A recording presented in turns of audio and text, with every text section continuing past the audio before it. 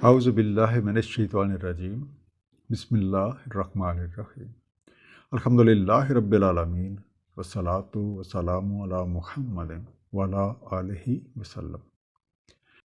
اس دعا کے ساتھ کہ اللہ تعالیٰ اپنے حبیب نبی پاک صلی اللہ علیہ وآلہ وسلم کے طفیل ہم سب کو قرآن کریم کا صحیح مفہوم عطا فرمائیں۔ آئیے مطالعہ قرآن کا آغاز کرتے ہیں۔ سورہ آل عمران، رکوع نمبر 1۔ بسم اللہ الرحمن الرحیم۔ الف لام میم۔ اللہ لا الہ الا هو الحی القیوم۔ اللہ تعالیٰ نہیں ہے کوئی الہ سوائے اس کے زندہ جاوید قائم رکھنے والا ہے۔ الہ کے میننگ معبود بھی کیا جاتا ہے، لیکن اس کا اصلی مفہوم ہے ہر طرح کی حاجت پوری کرنے والا، یا آپ یہ بھی کہہ سکتے ہیں کہ نشو و نما کے لیے ہر طرح کے وسائل مہیا کرنے والا۔ کیٹرر بھی آپ کہہ سکتے ہیں، سسٹینر آف اٹس کریشن بھی کہہ سکتے ہیں۔ تھوڑی سی بات الف لام میم کے بارے میں۔ یہ حروف مقطعات ہیں، یعنی وہ الفاظ جنہیں الگ الگ کر کے پڑھا جاتا ہے۔ قرآن کریم میں 6 ایسی صورتیں ہیں جن کا آغاز الف لام میم کے ساتھ ہوا ہے۔ سورہ البقرہ، سورہ آل عمران، سورہ العنکبوت، سورہ روم، سورہ لقمان اور سورہ سجدہ۔ اس کے معانی کے بارے میں مختلف رائے پائی جاتی ہیں۔ سب سے پہلی، چونکہ نبی کریم صلی اللہ علیہ وآلہ وسلم نے ان الفاظ کی وضاحت نہیں فرمائی، اس لیے ایسی کوئی کوشش کرنا تقدم کے زمرے میں آتا ہے۔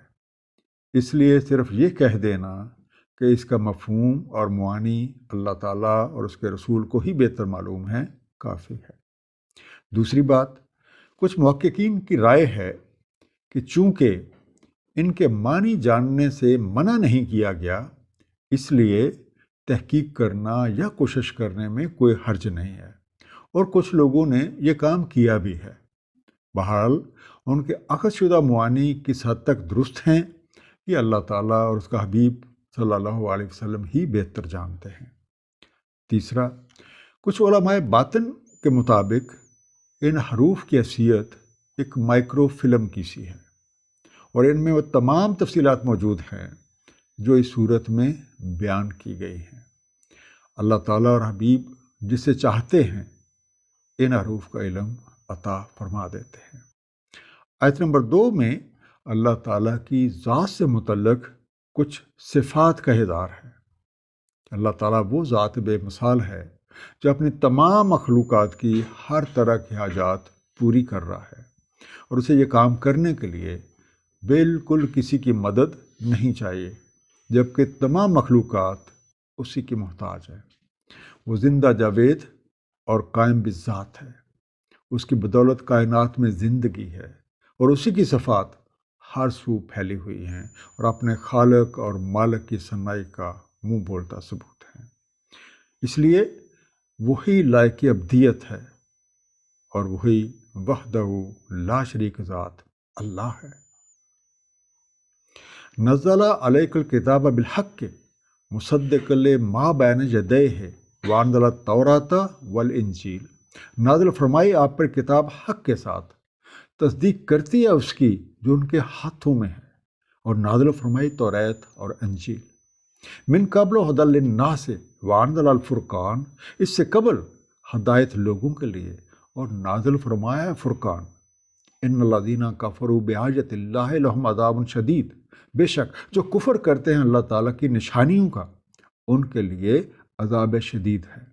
واللہ عزیز ذو انتقام، اور اللہ تعالیٰ عزت والا، انتقام لینے والا ہے۔ تو پہلا انڈر لائن لفظ نزلہ، اتارا، نازل کیا، سینڈ ڈاؤن، اور آپ کہتے ہیں ریویلڈ۔ مصدقاً، تصدیق کرنے والے، the one verifying, confirming اور authenticating۔ ذو انتقام، انتقام لینے والا۔ اب انتقام کا جو لفظ ہے اس کا مادہ ہے نقم، نون کاف میم۔ جس کا بنیادی مفہوم ہوتا ہے بری بات کو برا کہنا اور برائی کرنے والوں کو اس کے فعل کے مطابق بدلہ دینا۔ اس لحاظ سے ذو انتقام کا بنے گا جو ٹرانسلیشن ہے آل ایبل آف ریٹریبیوشن۔ اب اس ذات بے مثال نے اپنی مخلوق کو بنانے کے بعد یوں ہی نہیں چھوڑ دیا، بلکہ اس کی رہنمائی کا بندوبست فرما دیا تاکہ ہر کوئی اپنے مقصد تخلیق کو پانے کی کوشش کرے۔ اس بندوبست کے سلسلے کی کڑی انبیاء کرام ہیں جو اللہ تعالیٰ کے چنے ہوئے بندے ہیں۔ اللہ تعالیٰ نے انہیں اپنی کتابیں دے کے بھیجا تاکہ وہ مخلوق خدا کی ان کے مطابق تربیت کریں اور لوگ اپنے معاملات کے فیصلے ان کتابوں کے مطابق کریں۔ اسی نظام کے تحت حضرت موسیٰ علیہ السلام پہ توریت اور حضرت عیسیٰ علیہ السلام پہ انجیل نازل ہوئی۔ یہ کتابیں نبی پاک صلی اللہ علیہ وسلم کی بعثت سے پہلے لوگوں کے لیے ہدایت اور رہنمائی کا ذریعہ تھیں۔ نبی کریم صلی اللہ علیہ وآلہ وسلم خاتم النبیین ہیں اور آپ پہ سلسلہ نبوت کی تکمیل ہوئی۔ آپ پہ قرآن کریم نازل ہوا جو کہ سلسلہ کتب کی آخری اور ختمی کتاب ہے، اور یہ کتاب اپنے سے پہلے والی تمام کتابوں کی تصدیق کرتی ہے اور ان کے مضامین کی محافظ ہے۔ اسی لیے اب تمام لوگوں کی نجات کا ذریعہ قرآن پاک کی تعلیمات پر نبی پاک صلی اللہ علیہ وآلہ وسلم کی سنت مبارکہ کے مطابق عمل کرنے میں ہے، اور جو لوگ اس حقیقت سے انکار کریں گے وہ اپنے ان کرتوتوں کا انجام خود ہی بھگتیں گے۔ جیسے کہ سورہ المائدہ آیت نمبر 48 میں ارشاد ہے، ہم نے نازل فرمائی ہے آپ کی طرف کتاب حق کے ساتھ، تصدیق کرتی ہے اس کی جو ان کے ہاتھوں میں ہے اور نگہبان ہے ان کی۔ ان اللہ لا یخفی علیہ شیء فی الارض ولا فی السماء، بے شک اللہ تعالیٰ سے کوئی شے مخفی نہیں زمین میں اور نہ ہی آسمان میں۔ هو الذی یصورکم فی الارحام کیف یشاء، وہی ہے جو تمہاری صورت گری کرتا ہے ارحام میں جیسی چاہتا ہے۔ لا الہ الا هو العزیز الحکیم، نہیں ہے کوئی الہ مگر وہی عزت والا حکمت والا ہے۔ یخفا چھپا ہوا، ہڈن، یصورکم تمہاری صورت گری کرتا ہے، تمہاری صورتیں بناتا ہے، شیپس یو اپ، الارحام رحم پیٹ کا وہ حصہ جہاں بچہ رحم مادر میں رہتا ہے یا پلتا ہے، آپ کہہ سکتے ہیں وارمز۔ اب چونکہ اللہ تعالیٰ ہی حقیقی خالق اور حقیقی مالک ہیں، اس لیے اپنی مخلوق کی کوئی بھی چیز ان سے مخفی نہیں ہے۔ سورہ آل عمران کی آیت نمبر 29 میں ارشاد ہے، کہہ دیں اگر تم مخفی رکھو اپنے سینوں میں یا ظاہر کر دو، معلوم ہے اللہ کو اور اسے علم ہے جو کچھ آسمانوں میں ہے جو کچھ زمین میں ہے، اللہ تعالیٰ ہر شے پہ قادر ہے۔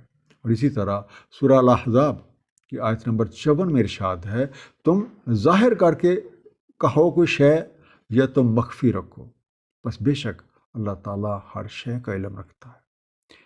اس لیے اگر ہمارا یہ یقین پختہ ہو جائے کہ اللہ تعالیٰ ہر جگہ موجود ہے، وہ ہمیں دیکھ رہا ہے، ہمارا کوئی بھی قول یا ہمارا کوئی بھی فعل یہاں تک ہمارے خیالات بھی اسے پوشیدہ نہیں ہیں، تو آپ خود بتائیے کہ کوئی بھی ایک برا کام کیسے سر انجام دیا جا سکتا ہے۔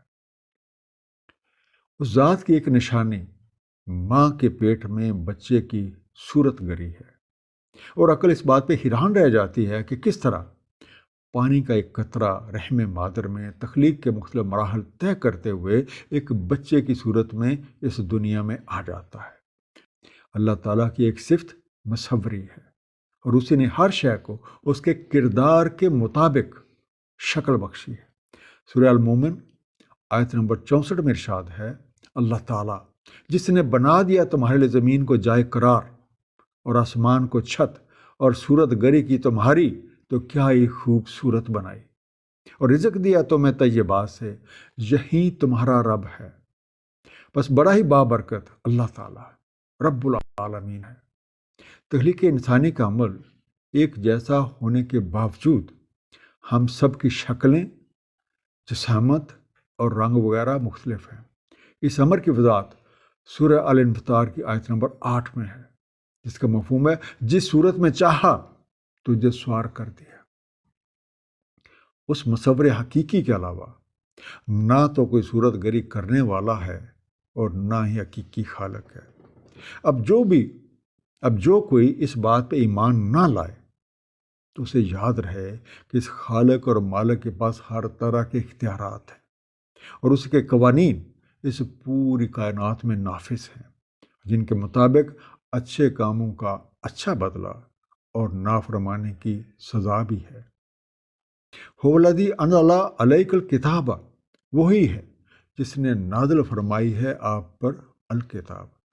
منہ آیات محکمات ہن ام الکتاب وأخر متشابہات، اس میں آیات محکمات ہیں جو کہ ام الکتاب ہیں اور کچھ دوسری متشابہات۔ فَأَمَّا الَّذِينَ فِي قُلُوبِهِمْ زَيْغٌ فَيَتَّبِعُونَ مَا تَشَابَهَ مِنْهُ ابْتِغَاءَ الْفِتْنَةِ وَابْتِغَاءَ تَأْوِيلِهِ، پس وہ لوگ جن کے دلوں میں کجی ہے سو پیچھے پڑتے ہیں جو مشابہ ہیں ان میں فتنے کی تلاش اور ان کی تعویل ڈھونڈنے کو۔ وَمَا يَعْلَمُ تَأْوِيلَهُ إِلَّا اللَّهُ، اور نہیں ہے علم اس کی تعویل کا سوائے اللہ تعالیٰ کے۔ وَالرَّاسِخُونَ فِي الْعِلْمِ يَقُولُونَ آمَنَّا بِهِ كُلٌّ مِّنْ عِندِ رَبِّنَا، اور جو راسخ فی العلم ہیں وہ کہتے ہیں کہ ہمارا ایمان ہے ان پہ، سب کچھ ہمارے رب کے ہاں سے ہے۔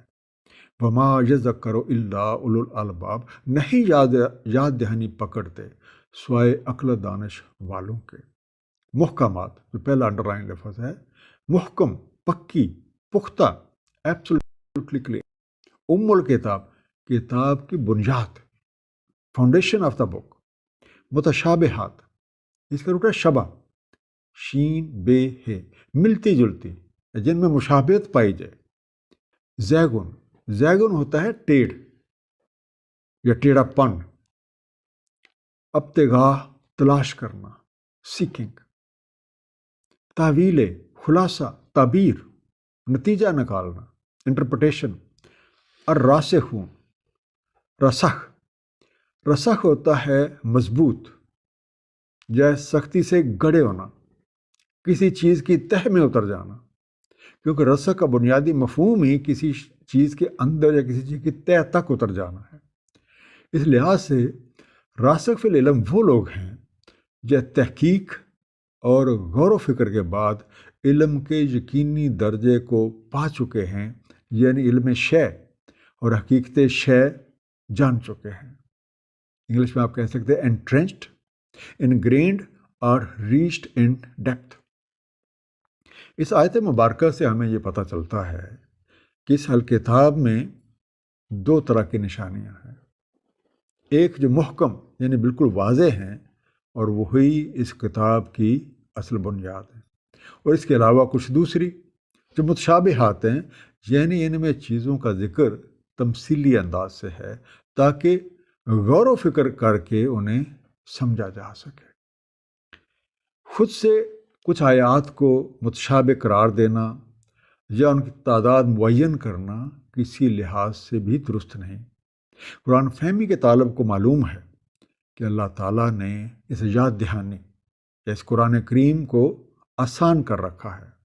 ضرورت اس امر کی ہے کہ ان آیات پہ غور و فکر اور تفکر کیا جائے، جیسا کہ قرآن کریم میں ارشاد ہے، سورہ الاعراف آیت نمبر 52، تحقیق ہم لائے ہیں ان کے پاس ایک کتاب، مفصل فرمایا ہے جسے علم کی بنیاد پر ہدایت اور رحمت ہے ایمان والوں کے لیے۔ اور سورہ فصلات آیت نمبر 3 میں ارشاد ہے، ایک کتاب مفصل کی آیتیں علم رکھنے والے لوگوں کے لیے۔ یہ کتاب سب لوگوں کے لیے ہے، اور جو کوئی بھی ذوق اور شوق کے ساتھ اس کا مطالعہ کرتا ہے، اس کے آیات پہ غور و فکر کرتا ہے، وہ اس میں بیان کردہ چھپے خزانوں کے انوارات سے اپنی استطاعت کے مطابق فائدہ اٹھا لیتا ہے۔ سورہ القمر میں کئی دفعہ یہ بات دہرائی گئی ہے، وَلَقَدْ يَسَّرْنَا الْقُرْآنَ لِلذِّكْرِ فَهَلْ مِن مُدَّكِرٍ، ہم نے آسان کر دیا قرآن کو، تو ہے کوئی جو سوچے سمجھے۔ قرآن کریم سے ہمیں یہ حقیقت بھی معلوم ہوتی ہے کہ فہم قرآن بتدریج ترقی کرتا ہے، اس لیے شروع میں کم آیات سمجھ آتے ہیں، لیکن جو مطالعہ، مشاہدہ، عمل اور غور و فکر بڑھتا جاتا ہے، قرآن کریم کا فہم ترقی پاتا ہے۔ اور شروع میں ایک طالب علم کے لیے جو آیات متشابہات کا درجہ رکھتی تھیں، وہ آہستہ آہستہ محکمات میں شامل ہوتی جاتی ہیں۔ اب جن لوگوں کے دلوں میں کوئی ٹیڑھ ہے، کوئی خرابی ہے، اور وہ لوگوں کو اللہ کی راہ سے دور کر دینا چاہتے ہیں، زمین میں فساد پھیلانا چاہتے ہیں، وہ اپنی مقصد براری کی خاطر ان متشابہات کے پیچھے پڑے رہتے ہیں اور اپنی مرضی کے مطابق ان کے معنی جو اخذ کرتے ہیں۔ قرآن کریم نے ان کی جو طرز عمل ہے اس کی وضاحت سورہ الاعراف کی آیت نمبر 45 اور سورہ ہود کی آیت نمبر 19 میں تقریباً ایک جیسے الفاظ میں کی ہے۔ جو روکتے ہیں اللہ کی راہ سے اور تلاش کرتے ہیں اس میں کوئی کجی، وہی آخرت سے کفر کر رہے ہیں۔ قرآن کریم کا صحیح مفہوم اللہ تعالیٰ اور اس کا حبیب نبی کریم صلی اللہ علیہ وآلہ وسلم کو ہی معلوم ہے، اور وہ جس قدر کسی کو چاہیں عنایت فرما دیں۔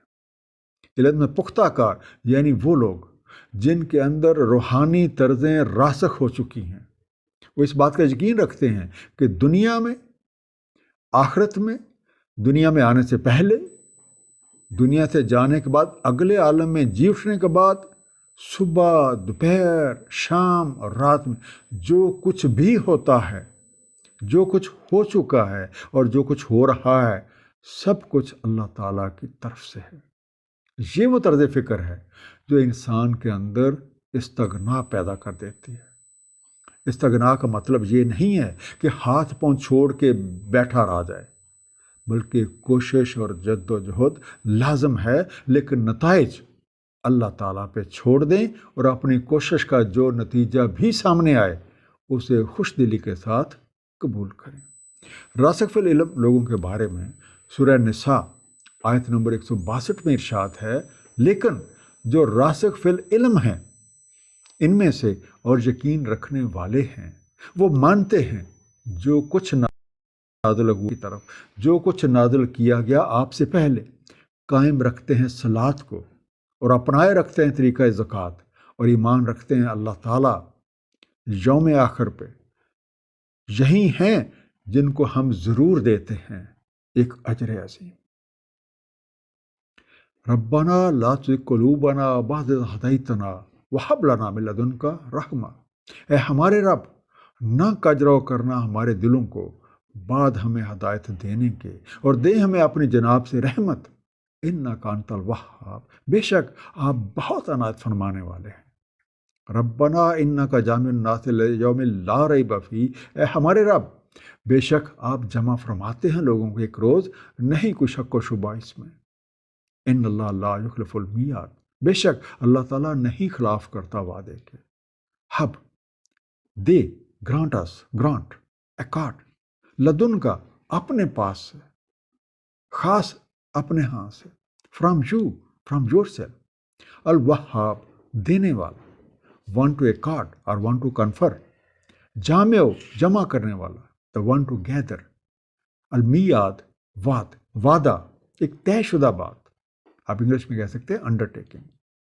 اب ان راسخ فی العلم جو لوگ جو اہل ایمان ہیں ان کی یہی دعا ہوتی ہے، اے ہمارے رب جب آپ نے ہمیں ہدایت جیسی عظیم نعمت سے نواز دیا ہے، ہمارے اوپر اپنی رحمتوں کا نزول جاری رکھیں، کہیں ایسا نہ ہو کہ ہماری کسی کوتاہ نشینی، ہماری کسی غلطی کے سبب ہم آپ کے اور آپ کے حبیب کے منظور نظر نہ رہ جائیں۔ ہمارا ایمان ہے کہ موت کے بعد ہر ایک کو آپ کے حضور پیش ہو کر اپنے اعمال کا حساب دینا ہے، اور اس حساب کتاب کے بعد آپ کے قوانین کے مطابق ہر کسی کو اپنے اعمال کی جزا پانی ہے۔ جیسے کہ سورہ نساء آیت نمبر 87 میں ارشاد ہے، اللہ تعالیٰ نہیں ہے کوئی الہ سوائے اس کے، ضرور جمع کرتا ہے تمہیں یوم القیامہ کو، کہ نہیں کچھ شک و شبہ اس میں، اور کون زیادہ سچا ہے اللہ تعالیٰ سے اپنی بات میں۔ مختصر سا خلاصہ، اللہ تعالیٰ وحدہ لا شریک نے یہ کائنات تخلیق کی ہے، اور وہی اپنی تمام مخلوقات کی تمام ضروریات کو پورا کر رہا ہے۔ اس کائنات میں اس کے صفات مختلف صلاحیتوں کی صورت میں جلوہ کر رہے ہیں۔ وہ ایک خالق اور مالک حقیقی ابدیت کے لائق ہے۔ اللہ تعالیٰ نے بنی آدم کی رہنمائی کے لیے نبیوں کو مبعوث فرمایا اور انہیں اپنی کتابیں دے کے بھیجا تاکہ لوگ ان کی رہنمائی میں مقصد زندگی حاصل کر لیں۔ حضرت موسیٰ علیہ السلام پہ توریت، حضرت عیسیٰ علیہ السلام پہ انجیل نازل ہوئی۔ نبی پاک صلی اللہ علیہ وسلم پہ سلسلہ انبیاء کی تکمیل ہوئی اور آپ کی وساطت سے قرآن پاک نازل ہوا۔ یہ عظیم کتاب پچھلی تمام کتابوں کی تصدیق کرتی ہے اور ان کے مضامین کی محافظ ہے۔ اس لیے اب سب لوگوں کی رہنمائی اور نجات کا واحد ذریعہ قرآن پاک پہ نبی پاک صلی اللہ علیہ وسلم کی سنت مبارکہ کے مطابق عمل کرنے میں ہے، اور اسے سمجھنے کے لیے غور و فکر لازم ہے۔ صدق اللہ العلی العظیم، صلی اللہ تعالی علی حبیبہ محمد وآلہ وسلم۔